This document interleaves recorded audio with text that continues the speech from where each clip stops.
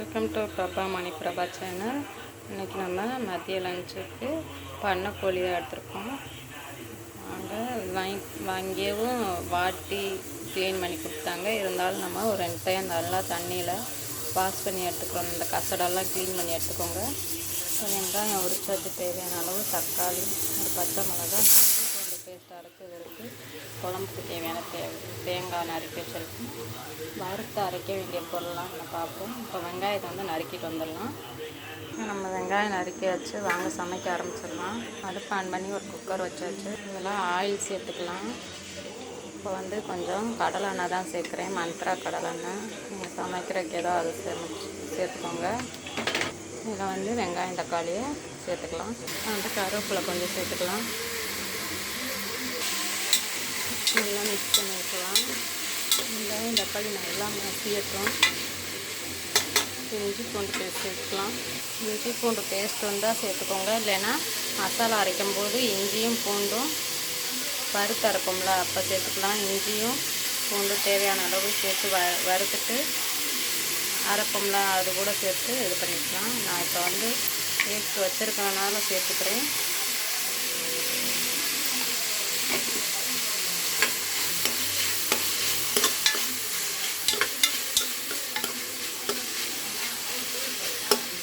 உப்பு கொஞ்சம் சேர்த்துக்கலாம், அப்போ தான் வதங்கும்.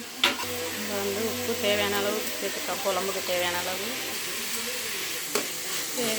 சேர்த்து உப்பு நல்லா மிக்ஸ் பண்ணி விட்டுலாம். பார்த்தீங்களா எப்படி வதங்கின்னு சொல்லிட்டு.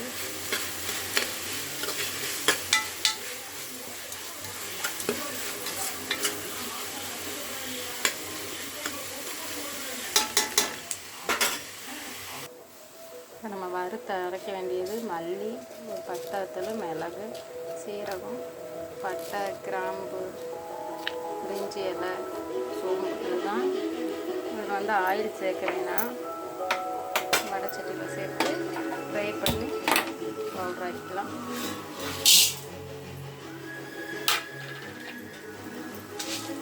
சிம்லே வச்சு வறுத்துட்டு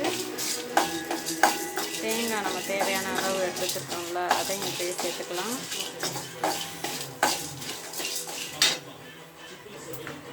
நறுக்கின தேங்காவை இதில் சேர்த்துக்கலாம். நல்லா வறுத்து விட்டு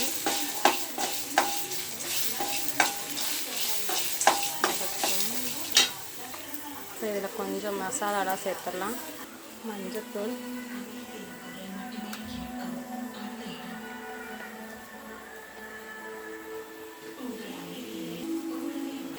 மல்லித்தூள் 2 ஸ்பூன் சேர்த்துக்கலாம். மிளகாய்த்தூள் இதில் 1/2 ஸ்பூன் சேர்த்துக்கலாம். குழம்பு மசாலா 1 ஸ்பூனு போதும். நம்ம இந்த மிளகு இதெல்லாம் வறுத்து வேற அரைக்கிறோம். அதனால் மசாலா இப்போதைக்கு இவ்வளோ போதும். ரொம்ப காரமாயிடுச்சு. நான் 2 நிமிஷம் பெரட்டி விட்டு அப்படியே நம்ம கோழி க்ளீன் பண்ணி வச்சுருக்கிற கறியை இதில் சேர்த்துக்கலாம். கறியை சேர்த்துக்கலாம். சேர்த்து சிம்லே வச்சு வதக்கி விட்டுக்கிட்டே இருக்கோம். அப்போ தான் மசாலாலாம் செட் ஆகும். அதில்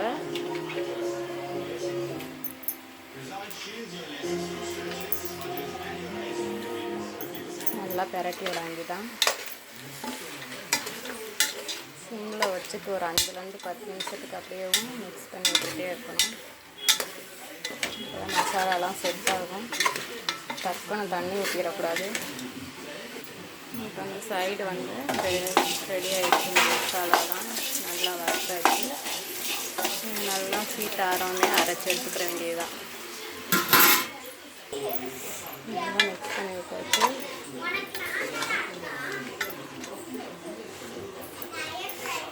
லாஸ்ட்டாக நம்ம குழம்புலாம் ரெடியான பின்னாடி நல்லெண்ணெய் சேர்த்துக்கலாம். இப்போதைக்கு லைட்டாக தான் சேர்த்து நம்ம சமைச்சிட்ருக்கோம்.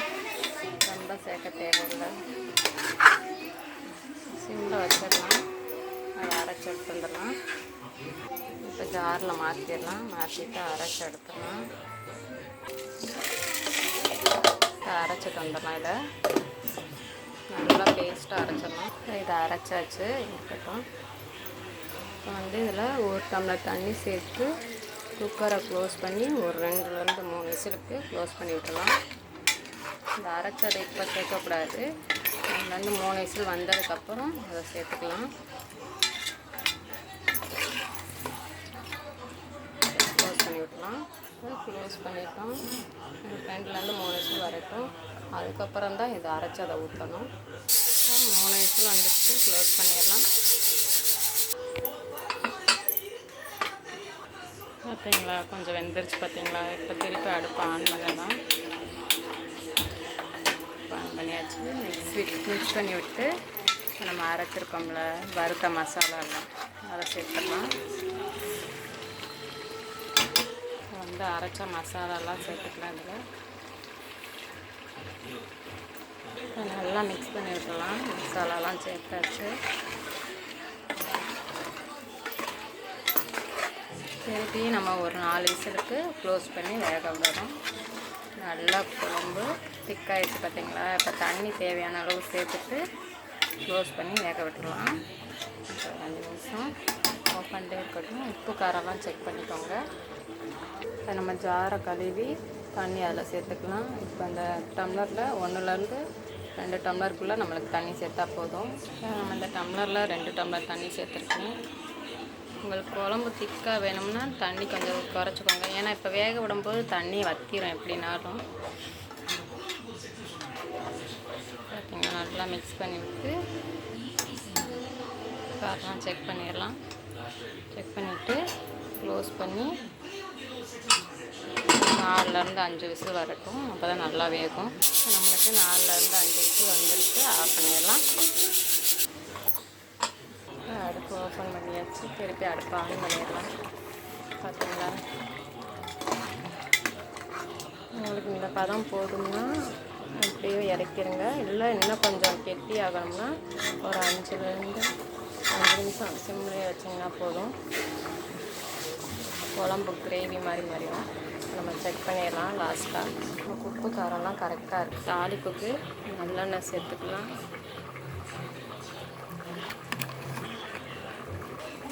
கொஞ்சம் கடுகு சேர்த்துக்கலாம். ஒரு பட்டை வத்தல் கிள்ளி போட்டுக்கலாம். அவ்வளோதான் தாளிப்பு.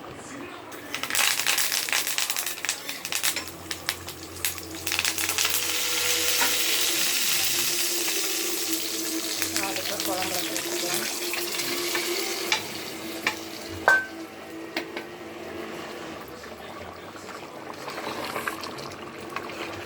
நல்லா மிக்ஸ் பண்ணி விட்டுடலாம். அந்த மிளகு காரத்தோடைய ஸ்மெல்லு வறுத்து சேர்த்து நம்மள அந்த ஸ்மெல்லாம் நல்லா இருக்கும்.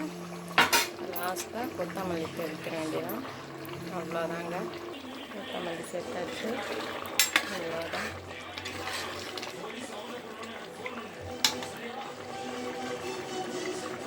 குழம்பு ரெடி.